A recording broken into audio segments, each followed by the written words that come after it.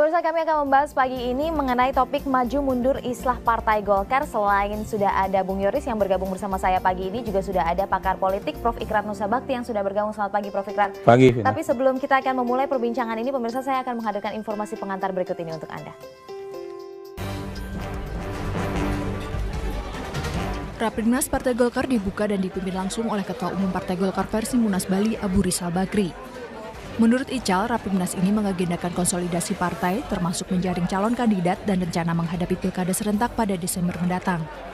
Rapimnas kali ini mengundang berbagai pihak dari Partai Golkar, termasuk politisi senior Partai Golkar Yusuf Kala yang tidak hadir karena kesibukan.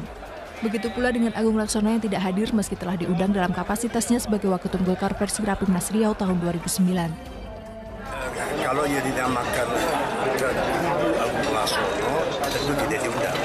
Yang diundang adalah Agung Laksono selaku Wakil Ketua Umum dari Partai Golkar DPP 2009-2015, Priyo Budi Santoso yang sebagai Ketua DPP Partai Golkar 2009-2016 dan semua fungsionaris Partai Golkar 2009-2015, bukan kubunya, tetapi mereka sebagai anggota-anggota Dewan Pimpinan Pusat Partai Golkar 2009-2015. Setelah resmi melakukan islah khusus yang disaksikan oleh tokoh senior Golkar sekaligus Wakil Presiden Yusuf Kala beberapa waktu lalu, konflik internal antara kedua kubu di Partai Golkar belum juga usai. Hal tersebut disebabkan karena kepengurusan yang dipimpin oleh Agung Laksono sudah melakukan Rapimnas Partai Golkar terlebih dahulu. Kami tetap akan memakai undang-undang partai politik, yaitu Mahkamah Partai Politik sudah memenangkan Agung Laksono dan Zainuddin Amali dan ditetapkan oleh SK Menteri Hukum dan HAM selaku negara. Adapun pengadilan PT UN dan PN Jakarta Utara, kami sudah banding. Sekjen Golkar Munas Bali, Idrus Marham menyebut penyelenggaraan Rapimnas berlandaskan hasil putusan PT UN dan PN Jakarta Utara yang condong pada kubu Munas Bali. Sehingga tim formatur yang ada saat ini didominasi Munas Riau tahun 2009. Namun demikian, kubu Munas Ancol akan tetap mengikuti rangkaian Rapimnas termasuk pencalonan dalam pilkada serentak. Ya pemirsa, langsung saja saya akan bahas bersama dengan narasumber yang sudah hadir di sini. Bung Yoris, saya ingin bertanya dulu kepada Anda. 30 Mei lalu sudah islah terbatas begitu ya, dimediasi oleh Pak Yusuf Kala. Iya. Bagaimana kemudian masa depannya sekarang? Kami masyarakat masih bisa optimistis melihat islah Partai Golkar atau sepertinya semakin suram? Saya ingin katakan bahwa sepanjang niat kita itu baik untuk kepentingan partai, saya masih optimis karena saya kemarin pagi jam 11 ketemu beliau di kediaman untuk mendiskusikan karena kami akan melakukan pertemuan awal itu ini malam. Nanti malam jam 7, sehingga saya minta pandangan-pandangan beliau sebagai penggagas tentunya, inisiator, karena arah kesepakatan kami yang 4 poin itu, seperti apa yang tadi Vina bilang, ini kan publik melihat sekarang ada Rapimnas yang dilakukan oleh ini, terus nanti begini, ini gimana gitu. Jelas bahwa nanti malam itu pertama kami hanya sepakat bagaimana mengakomodir semua calon-calon dari dua kubu tapi semua Partai Golkar. Kemudian kita bersama-sama menyepakati untuk membuat satu jutlak dan juknis tentang mekanisme untuk bisa menetapkan siapa yang akan dicalonkan oleh Golkar. Tentunya kita sudah ada gambaran bahwa kita akan memakai lembaga survei yang nanti kita sepakati secara bersama-sama. Kemudian bagaimana pembiayaan, kan lembaga survei ini kan tidak bisa kita suruh begitu aja tapi harus dibayar. Nah, itu aja yang kita akan. Jadi kita tidak masuk ke yang lain sesuai dengan kesepakatan itu. Tapi ada Rapimnas yang diselenggarakan oleh kubu Abu Rizal Bakri yang mengklaim sebagai Munas Riau karena hasil putusan Sela menyatakan ini kembali ke Riau begitu ya, hasil Munas Riau. Tapi kemudian kemudian dari pihak Abu Rizal juga memprotes musda-musda yang diselenggarakan oleh kubu Agung Laksono. Jadi sama-sama memprotes gerakannya. Ini sepertinya makin keruh saja suasananya. Itulah begini, itu yang saya katakan begini. Mereka melakukan Rapimnas itu dasarnya apa? Kalau dia bilang dasar karena Munas Riau, mereka selalu mengatakan bahwa harus patuh kepada anggaran dasar, anggaran rumah tangga, hukum yang berlaku. Nah, proses Munas yang mereka lakukan di Bali 30 November yang lalu, itu Munas apa coba? Bali. Munas Bali mengakhiri kepengurusan Abu Rizal Bakri Riau. Mereka sendiri yang mendemisionerkan itu. Abu Rizal menyerahkan Pataka kepada penyelenggara Munas, kemudian melantik secara aklamasi, tepuk tangan hebat sekali, penjagaan dan lain sebagainya. Ini kan sudah selesai kan? Oke. Kok tiba-tiba ada 2 pengadilan yang memunculkan ini? Riau dari mana? Nah, itu yang sekarang kami sedang menelik motif apa di balik itu. Oke. Dari Stadion Borisov di Belarusia, juara bertahan tim Matador Spanyol unggul tipis 1-0 lewat gol gelandang yang bermain di Manchester City David Silva di penghujung babak pertama. Di babak kedua dari sejumlah peluang tidak ada gol tambahan tercipta dari tim besutan Vicente de Bosque ini. Keunggulan 1 gol bertahan hingga akhir pertandingan.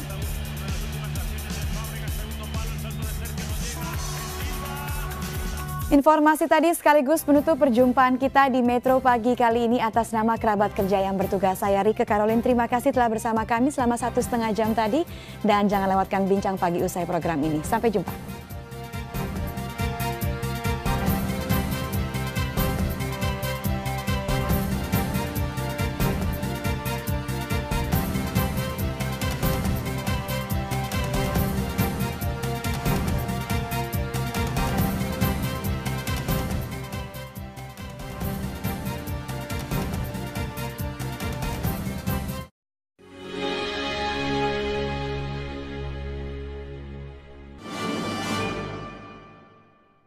LKPP merupakan bentuk pertanggungjawaban pelaksanaan APBN oleh pemerintah pusat. Pertanggungjawaban pelaksanaan APBN berupa LKPP tersebut. Sebelum menjadi undang-undang harus diperiksa oleh BPK dan diawasi oleh DPD RI. Sidang Rapimnas ke-8. Karena dari itu menyerahkan kepada Munas Riau. Dan menurut dengan saya juga menurut pikiran saya bahwa kita dikaitkan dengan Islam ini harusnya semakin kondusif. Kenapa semakin kondusif? Sebab dalam Munas Riau ini sebetulnya 2 pihak itu berada di dalam. Ada Pak Agung, ada Pak Yori, ada apa namanya? Tapi kemarin diundang atau tidak Pak Happy Bone? Kalau dua-duanya ada, kemudian pihak dari Agung Laksono diberikan undangan atau tidak kemarin untuk ikut dalam Rapimnas, Pak? Oh, diundang. Buktinya Pak Priyo hadir. Pak Mahyudin hadir. Diundang ya, Bung Yoris ya? Enggak. Ya, dua-duanya itu dihadir. Ada Pak Happy, minta maaf aja. Sehingga kemudian ada yang tidak yang disayangkan, kemudian banyak yang tidak hadir di situ, gitu ya. Kalau kemudian sama-sama hadir itu kan sebenarnya sudah terjadi itu otomatis dan kemudian bisa saling membahas sebagai saudara kita mendiskusikan dengan baik masalah-masalah seperti itu begitu, sehingga ini tidak akan semakin seru, malah semakin baik kalau pandangan saya. Pak Happy, Bung Yoris mau menanggapi? Pak Happy, selamat pagi. Kita sebagai sesama kader Golkar, memahami tentang berorganisasi bagaimana. Saya mau tanya secara akal sehat Pak Happy ya. Kira-kira Pak Happy setuju dan memahami bahwa putusan sela di Pengadilan Negeri Tata Usaha Negara, kemudian provisi dan putusan sela di Pengadilan Negeri Jakarta Utara dan Petun itu, menurut Pak Happy itu masuk akal nggak kira-kira? Kan Pak Happy ikut di sana. Abu Rizal Bakri dengan Pak Happy segala macam itu membuat Munas tanggal 30 November, kemudian mendemisionerkan kepengurusan yang kami semua ikut 2009-2014. Secara aklamasi dengan gegap gempita meriah semua mengangkat Abu Rizal Bakri. Terus ke Petun itu mempersoalkan tentang SK Menkumham. Tidak mempersoalkan antara kubu mana? Kubu mana atau kubu mana? Kok tiba-tiba muncul yang sudah demisioner, yang sudah mati, makanya saya pakai istilah zombie itu kan. Kok tiba-tiba terus semua bangga memakai itu. Oke, Pak Happy, menurut Anda bagaimana? Gimana itu Pak Happy? Saya mau bicara fair aja gitu. Anda meyakini atau tidak begitu? Sesuatu Secara yang aneh kalau dinilai oleh aneh. Bang Yoris. Ya, perdebatan seperti ini udah terlalu lama ya dilakukan. Dan ini menghabiskan energi dan juga menghabiskan memeras pikiran yang terlalu lama. Dan ini berlarut-larut. Sehingga kemudian pada akhirnya diserahkan kepada hukum. Ya. Nah, kalau sudah diserahkan kepada hukum, memang harus dipercayakan kepada hukum. Biarkan saja proses hukum itu berjalan gitu loh. Dan kita harus sama-sama menghormati apa keputusan hukum itu. Kalau di pandangan saya ingin tengahi dulu. Ya, saya ingin tengahi dulu, Prof. Ikrar, Anda bisa berkomentar soal ini. Ya, di sini menunjukkan betapa poin ketiga itu nggak jalan ya. Kalau nggak salah poin ketiga yang ingin sama-sama membangun Golkar lebih. Tapi kan belum bertemu gitu, nanti malam. Betul ya, yang ingin saya katakan di sini ya, kalau memang itu dasar dari keinginan bahwa itu kepentingan kelompok itu ditinggalkan dan kepentingan Golkar yang lebih besar didahulukan, itu tentunya persoalan ini nggak akan muncul kembali. Itu yang menjadi soal.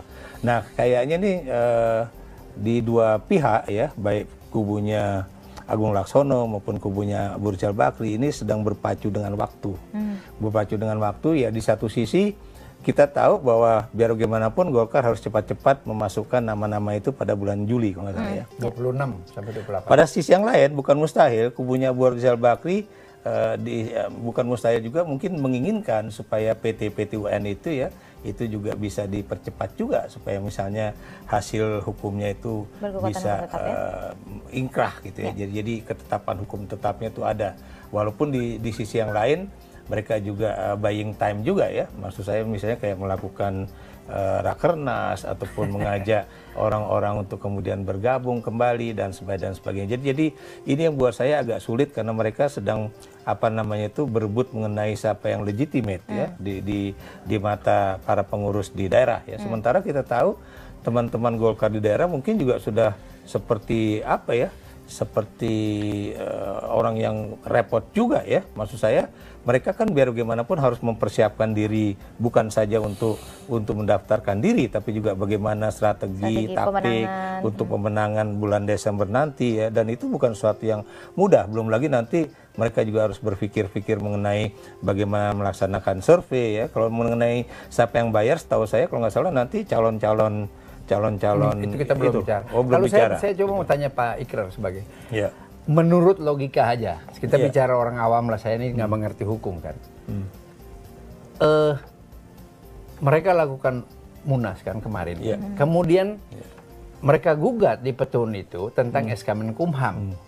Kok tiba-tiba hakim bisa mengeluarkan ide baru, menghidupkan kembali Munas Riau begitu. Itu yang menjadi satu yang repot ya. Hakim di Pengadilan Tata Usaha Negara itu apakah kemudian tidak mempertimbangkan undang-undang partai politik ya? Yang jelas di situ ada pasal mengenai kalau ada terjadi sesuatu itu harus diselesaikan melalui Mahkamah Partai ya. Terlepas dari Mahkamah Partai itu juga debatable ya. Artinya dua orang itu kemudian menyatakan itu Agung Laksono, kemudian Pak Natabaya bilang bahwa itu belum keputusan mahkamah, kemudian Pak Muladi akhirnya juga sebagai ketua mahkamah partai mengeluarkan surat. Jadi itu yang mana yang menjadi dasar hukum itu yang buat saya kalau juga saya begini Pak Ikrar. Oke, nanti kita bahas lagi ya, Bang Yoris, kita harus jeda terlebih dahulu. Pemirsa tetaplah bersama kami, Bincang Pagi akan segera kembali.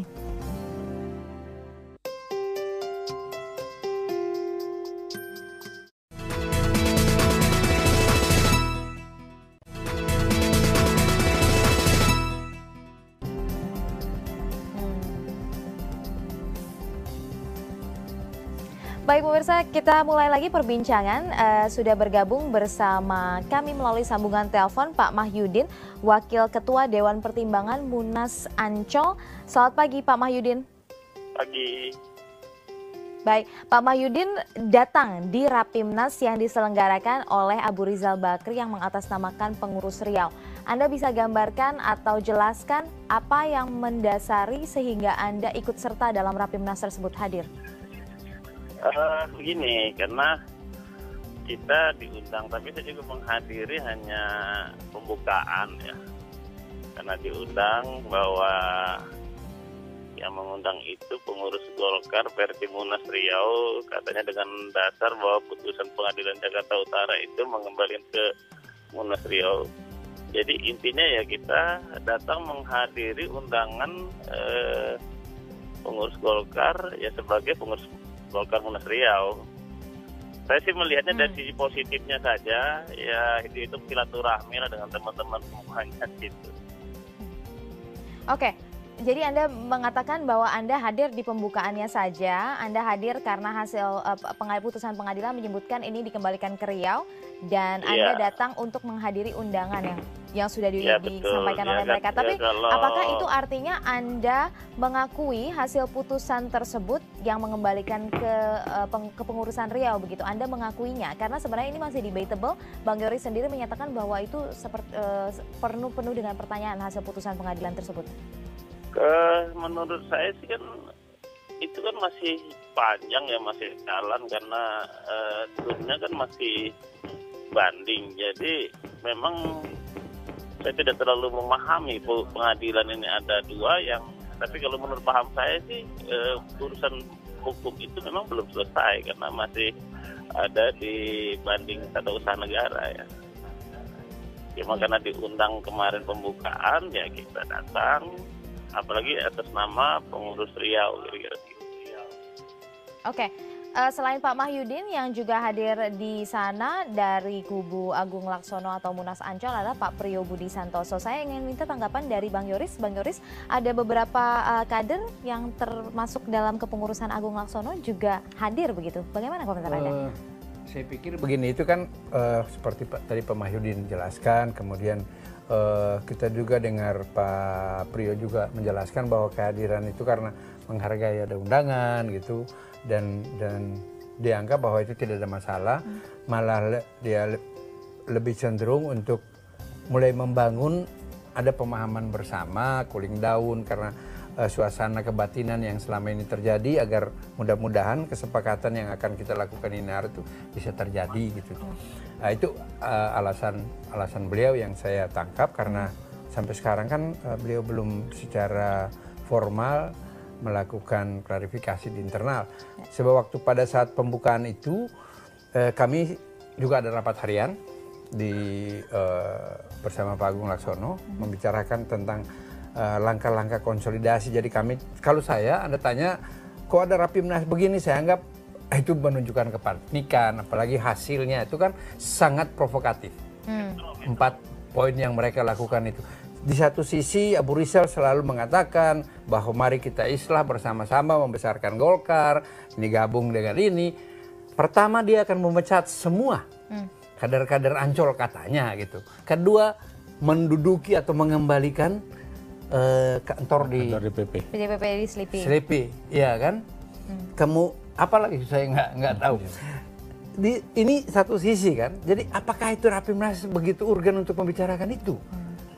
Saya hanya ingin katakan, yang melakukan penyerangan dari awal dan berniat untuk menguasai kantor DPP sejak November tahun lalu adalah kelompok mereka.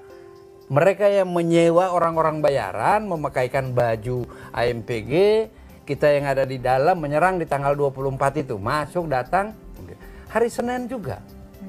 Ada Aji Samsudin, ada Daniel, datang kemudian mencoba untuk menekan Kapolres, untuk mereka boleh masuk, nggak tahu dengan alasan apa. Nah, sementara di satu sisi mereka katakan mari kita islah. Kita baik-baik dan kita udah sepakat bahwa kantor itu adalah milik Golkar dan mari kita pakai secara bersama-sama. Saya ingin katakan bahwa mereka lah yang tidak berniat secara tulus dan ikhlas untuk menyepakati kesepakatan yang ditandatangani pada tanggal 30 November. Saya mau kasih satu contoh. Kita udah sepakat secara bersama-sama dalam proses kesepakatan itu bahwa seluruh proses-proses ini kita lakukan di kantor DPP Golkar atau di kantor Golkar mulai dari nasional sampai ke tingkat 2 karena itu adalah infrastruktur Golkar yang resmi. Itu udah sepakat, semua sepakat. Tadi malam Pak Hidayat kontak saya mengatakan bahwa kan janjinya jam 7 malam, ini hari jam 7 malam. Saya katakan kok kenapa mesti malam? Ya beliau alasan karena Pak Teo punya kesibukan, pasti ya nggak apa-apa kalau saya. Tiba-tiba beliau katakan bahwa oh teman-teman nggak mau katanya kalau bikin di kantor DPP. Kantor DPP loh.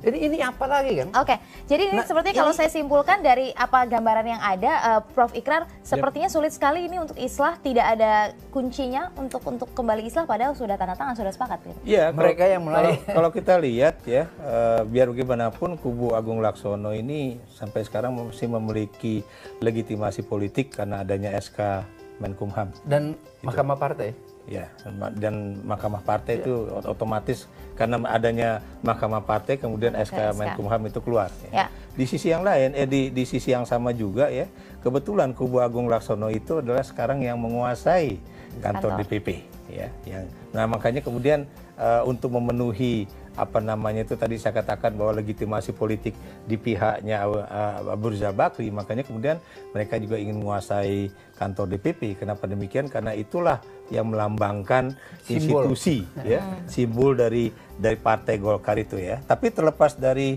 apa namanya itu keributan-keributan ini, tapi lagi-lagi saya mengatakan bahwa secara sosiologis baik pihaknya Bung Yoris maupun pihaknya kawan saya Happy Bone ya, itu memang tidak memiliki prinsip kekitaan itu, we feeling, perasaan kekitaan, bahwa kita sama-sama Golkar, bahwa kita benar-benar ingin islah, bahwa kita benar-benar ingin membesarkan Golkar ya. Kenapa demikian ya? Karena kalau Anda perhatikan ya, itu juga kalimat-kalimat pada saat islah yang mengatakan bahwa kita ingin memberikan contoh kepada partai-partai lain bagaimana membangun sebuah islah di tengah konflik yang sedang berlangsung ya.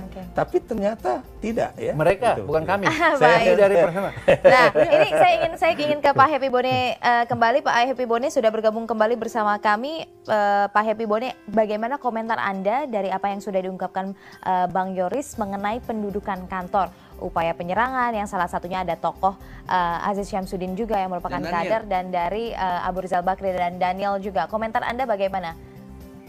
Ya, itu saya juga kaget ya mendengarkan bahwa ada penyerangan-penyerangan seperti itu, dan memang saya sudah lihat itu di televisi. Tetapi kemudian setelah diklarifikasi, lalu kemudian Sekjen Partai Golkar, Idrus Marham, itu membantah bahwa itu sama sekali bukanlah perintah dari ARB atau dari kubu ARB kalau mau kubuan. Jadi terus itu Aziz Syamsuddin itu siapa ya? Yang disampaikan. Aziz Syamsuddin sama Daniel di situ ngapain? Ada perintah. Nah itu harusnya itu sudah menjadi ranah pihak kepolisian. Polisi harus membongkar siapa itu, dibuka aja gitu loh. Jangan kemudian udah ditangkap karena dari pihak ARB merasa bahwa tidak sama sekali mengirimkan orang untuk melakukan penyerbuan dan lain sebagainya. Kalau itu memang yang diinginkan, barangkali sudah sejak dari dulu itu dilakukan. Ya, karena kita sudah sepakat bahwa itu adalah merupakan ranah hukum, maka diserahkan kepada hukum. Nggak mau dilakukan dengan cara-cara yang tidak benar seperti itu. Pak Happy, ya. Pak Happy Bone. Ya, satu pertanyaan dari Bang Yoris. Saya mau tanya aja. Terus keberadaan Aziz di situ pada pagi hari itu bersama-sama dengan Daniel, kemudian melakukan dialog dengan Kapolres Jakarta Barat dan seluruh jajarannya untuk memaksakan orang-orang ini untuk bisa masuk, itu kapasitas Aziz itu sebagai apa? Oke, Pak Happy, mungkin bisa ditahan dulu jawabannya, bisa dijawab. Kita harus jeda terlebih dahulu. Pemirsa tetaplah bersama kami, Bincang Pagi akan segera kembali.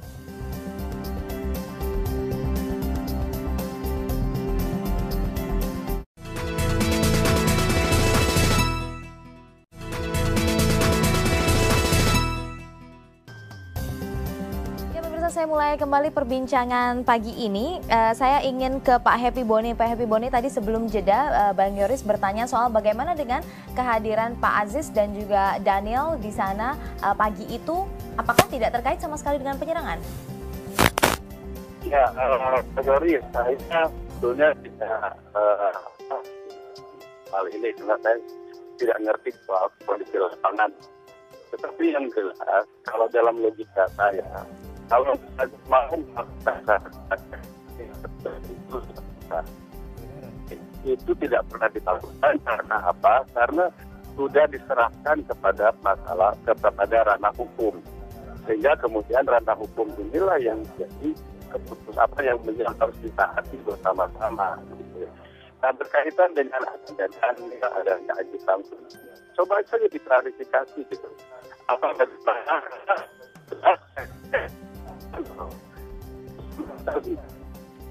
Nah, dilakukan oleh saya sekali. Okay. Dan kemudian tidak pernah ada perintah pemerintah soal itu. Ya nggak ada perintah dari Pak Happy pasti, tapi kita nggak tahu. Baik, Pak Mahyudin sepertinya ada gangguan teknis. Tapi kami sudah tangkap jawaban dari Anda, tidak ada perintah dan ini perlu diklarifikasi lebih lanjut begitu ya kepada orang-orang yang bersangkutan. Terima kasih Pak Mahyudin, Wakil Ketua Dewan Pak Happy Bone dan juga Pak Mahyudin, Wakil Ketua Dewan Pertimbangan Ancol, dan juga Pak Happy Bone, Ketua DPP Munas Bali atas sudah bergabung bersama kami di Bincang Pagi. Sudah ada jawabannya begitu, perlu nanti diklarifikasi terlebih dahulu Bang Yoris. Tapi yang menjadi perhatian sekarang adalah bagaimana kemudian Islah ini itu yang paling penting. Buntutnya adalah positif begitu. Kalau saya begini, Vina dan Pak Prof, saya sampai ini hari masih optimis bahwa itu akan terlaksana, dan saya bisa meyakinkan bahwa dari kubu Pak Agung Laksono atau kami dari Ancol, karena dari awal terutama 5 orang ini adalah tim penyelamat partai yang kita bentuk pada tanggal 2 Mei tahun lalu untuk mencikapi dan melakukan otokritik terhadap manajemen Abu Rizal Bakri pada saat itu dan sampai sekarang. Jadi kami masih punya optimisme di situ, dan kami terutama saya sendiri yang ditunjuk sebagai ketua tim dan selalu melakukan komunikasi dengan Pak Yusuf Kalla sejak awal proses ini sampai sekarang, dan kemarin pagi jam 11 saya masih ketemu beliau juga. Saya masih, kalau Anda tanya saya jujur, mereka lah yang tidak siap karena mereka tidak solid. Nanti ini hari maunya begini. Abu Rizalin terutama, ini orang nggak konsisten gitu. Sekarang begini, nanti besok nanti lihat tim. Tapi Bang Yoris, ini masalahnya kalau masih saling menyalahkan, masih saling makanya menunjuk, tapi saya punya optimisme begitu kan. Ya, ini kita akan lihat sulit sepertinya. untuk kepentingan ini. Nggak, kalau saya ambil contoh yang paling simpel ya Pak Prof ini. Kita sepakat dari sebelum tanggal 30 Mei untuk tanda tangan itu, di dalam lampiran 6 kali pertemuan itu, bahwa pelaksanaan pencalonan itu dilaksanakan di kantor Golkar mulai dari tingkat nasional sampai ke tingkat 2 karena itu adalah markas Golkar. Setuju kan? Waktu itu sampai dengan itu. Tapi itu tidak dilaksanakan. Bukan.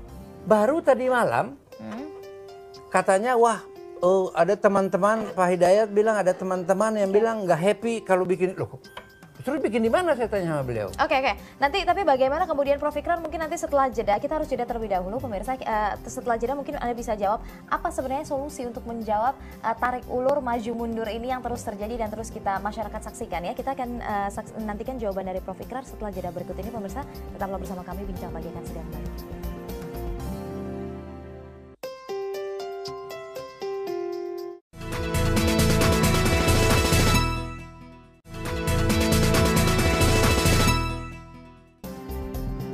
Saya langsung mulai kembali perbincangan. Prof Ikrar, Anda lihat ini masih pro dan kontra, masih saling mengakui diri lebih benar daripada yang lain. Anda melihat bagaimana kemudian jadi kuncinya? Gini, ini kan lagi memperebutkan sebuah tanda tangan. Karena tanda tangan itu yang akan menentukan ya siapa calon-calon dari Partai Golkar yang akan maju di dalam pilkada ya, baik pada tingkatan provinsi, kabupaten, kota. Betul. Nah kemudian ya, kita juga tahu bahwa dari kubunya Agung Laksono merasa bahwa mereka masih memiliki SK dari Menkumham yang katanya dicabut oleh PT UN ya. Dan kita juga tahu bahwa PT UN kemudian mengembalikan ke Riau. Ini juga buat saya juga agak aneh ya. Kenapa demikian? Kan masa bakti sebuah kepengurusan itu kan 5 tahun, kemudian kok bisa dibalikkan ke sana, dan kemudian apakah hasil dari mahkamah partai itu diabaikan? Ini juga menjadi satu hal yang tanda tanya besar. Nah, kalaupun kemudian yang satu punya SK Menkumham, yang satu mengatakan keputusan dari PT UN, nah pertanyaan saya, hasil dari PT UN itu kan juga tidak bisa ditindaklanjuti dengan mengajukan pengurusan baru ya, yang kemudian diajukan kepada Menkumham ya, untuk mengganti surat yang baru yang lama ya. Jadi SK baru itu belum keluar, dan itu memang tidak bisa keluar sebelum ini inkrah. Ini yang menjadi tadi saya katakan berpacu dengan waktu itu. Jadi saya melihatnya seperti itu. Jadi itu kelihatannya itu yang ingin diperjuangkan itu, dan buat saya lagi-lagi mudah-mudahan Golkar bisa menyelesaikan konflik di internalnya, sebab kalau tidak mampu menyelesaikan konflik internal, bagaimana kemudian dia bisa berfungsi sebagai partai politik begitu. Dan jangan-jangan nanti tidak jadi ormas. Bukan fokus untuk berkompetisi dalam pilkada, tapi berkompetisi di dalam keluarga sendiri. Betul. Oke. Nah, Bang Yoris, singkat saja untuk penutup, bagaimana kami akan menantikan Golkar akan bertarung secara sehat nanti atau ketinggalan kereta karena sibuk di dalam urusan rumah tangga sendiri? Saya masih punya optimis terhadap proses kesepakatan yang sudah kita bangun secara bersama-sama, dan dari kubu kami itu punya pemahaman yang sama bahwa kita utamakan partai dulu, dan kesepakatan itu kan kalau kita anggap bahwa ini ceasefire ya, atau gencatan senjata, itu kan 30 Mei sampai 26 Juli aja. Mekanisme ini yang kita sekarang selesaikan supaya kita bisa berproses sesuai dengan jadwal dari KPU. Soal siapa yang nanti tanda tangan, kita lihat nanti tanggal 26. Kalau kita mau berbicara legal, itu yang debatable tadi kita udah bilang ribut. Anda tanya saya punya keyakinan. Iya, betul. Iya kan? Kalau tanya mereka juga punya keyakinan yang berbeda. Keyakinan, cuma keyakinannya lucu-lucu gitu kan. Dia yang menemisioner, dia yang sudah mematikan, dia yang angkat kembali. Tapi ini yang kami sedang mengkaji, ada motif apa di balik ini. Ini perlu kita akan pikirkan secara bersama-sama. Tapi yang jelas sekarang akan duduk bersama dulu untuk bicarakan soal yang kriteria, kemudian juga soal menseleksi calon-calon begitu ya. Itu yang jadi fokus sekarang sampai nanti tanggal 26 tanda tangannya. Jadi kalau mau berdebat nanti di situ saja, jangan sekarang. Nggak usah. Oke, baik. Kita nantikan saja. Semoga juga nanti kita bisa menantikan kabar baik dari Partai Golkar supaya juga bisa berpartisipasi dalam proses demokrasi nanti pilkada pada Desember mendatang ya. Terima kasih Bapak-Bapak sudah hadir di sini.